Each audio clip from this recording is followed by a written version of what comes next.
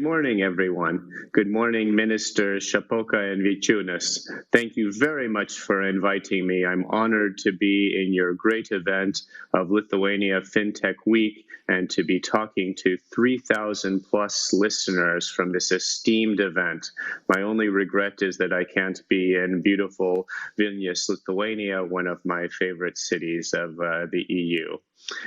As was announced, I'm head of unit for digital innovation and blockchain, and also co-chair of the FinTech Task Force of the European Commission, which brings together services of the entire Commission to work on tasks like the FinTech Action Plan and also the upcoming Digital Financial Services Plan, working obviously together with the colleagues from DG FISMA for financial services, but I'm coming in from the digital single market side, adding the cybersecurity, the EID, the blockchain, the standards, the other aspects. So my presentation today is FinTech, Blockchain, Innovation, Infrastructure, and Regulation. We both work on specific technologies. I'll also talk about artificial intelligence, as well as FinTech across the board, as well as the whole digital economy and society. My first slide is on the strategy, a joined up strategy of the political commitment of all 29 countries in the EU blockchain partnership. Let me see, that's where we are exactly. And a public-private partnership of INATBA, the International Association of Trusted Blockchain Applications. Also, we're connecting the knowledge to the action. The EU Blockchain Observatory and Forum, in which Lithuania and all the other member states participated during the first mandate, is now rolling into its second mandate with a renewed team. This is something that was foreseen in the public procurement. It's a think tank working for us. Workshops on issues such as blockchain and the financial services, blockchain and innovation, blockchain and the general data protection regulation. The workshops are open to everyone. We have videos that have been recorded from previous workshops. We have reports, deep dives, also a mapping. We would be glad to see your projects from Lithuania, from other countries of the European Union and the world. So please take a look at that website and participate. We'll have a final book coming out from the first 2 years of the mandate, and then we'll be rolling over into our next workshops, which will include issues such as central bank digital currencies, digital assets, for instance. We're also investing in the technologies and in the ecosystem, both in research and in deployment. I'll say some more about that. We're also promoting a legal framework, a pro-innovation legal framework in the digital single market, skills and standards. Again, I'll say a few more words about that. And then we have an AI blockchain investment fund investing in startups, early and growth stages.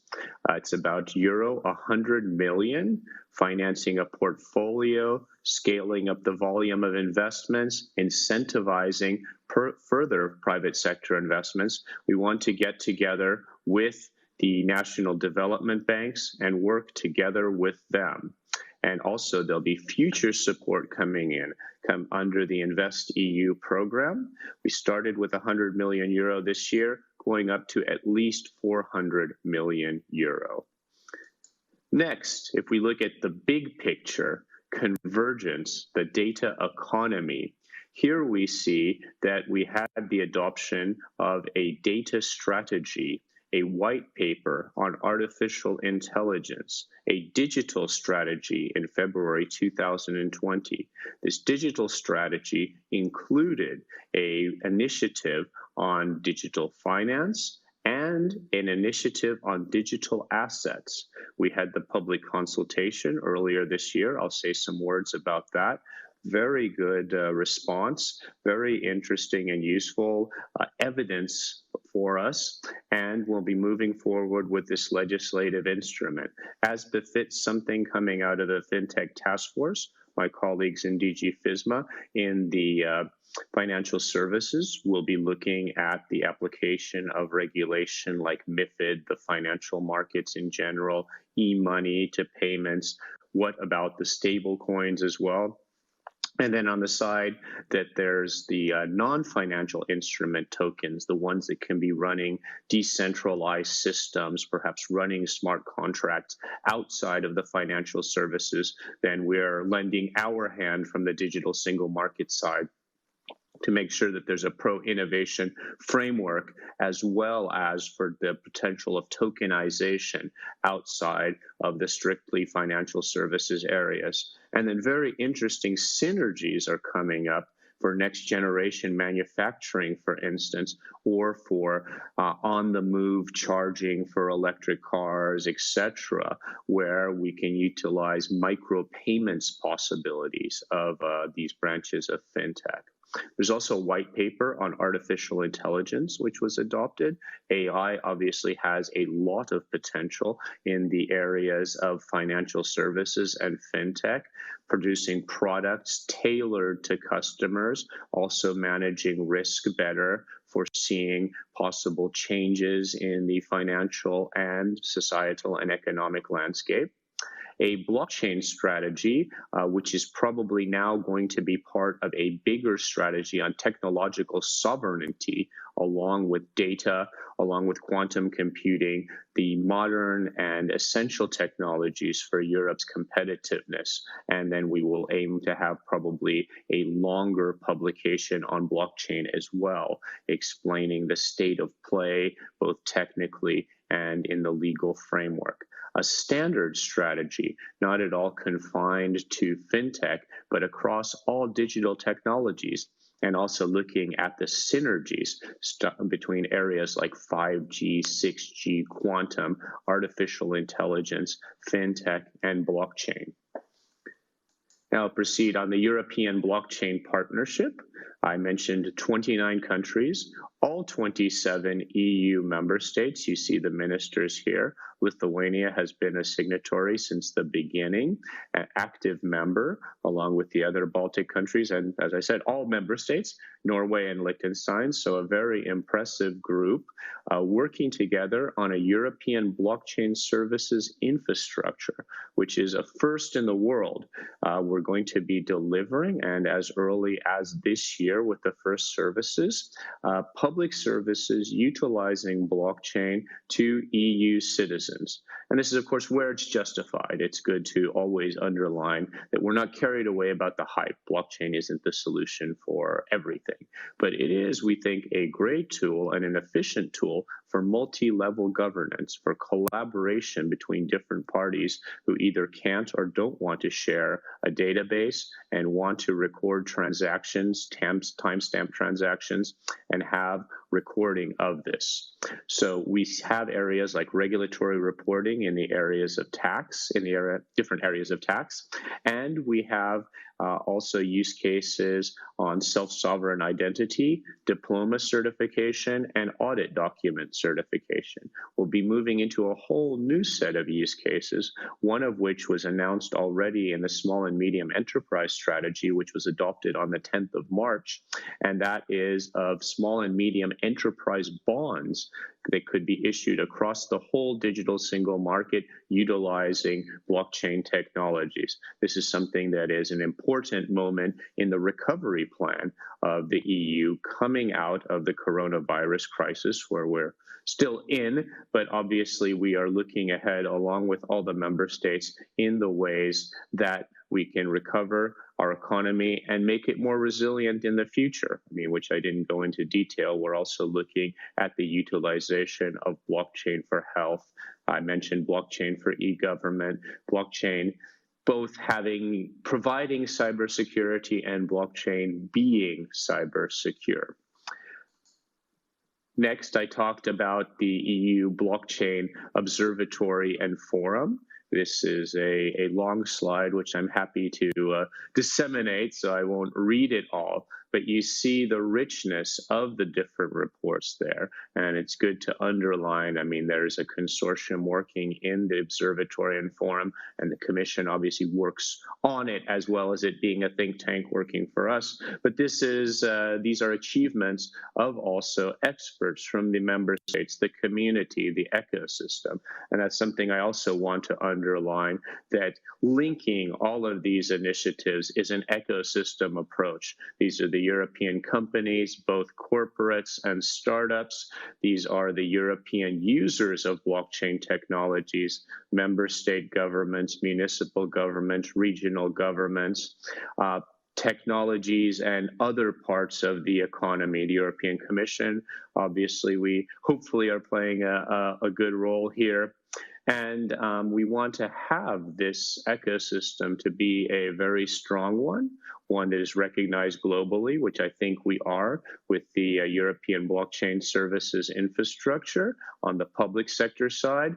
But the next step as well, after the use cases that I mentioned that are public sector, is that the declaration on the European Blockchain Partnership at the very, I think, positive insistence of some of the member states foresees having a public-private or public-private partnerships.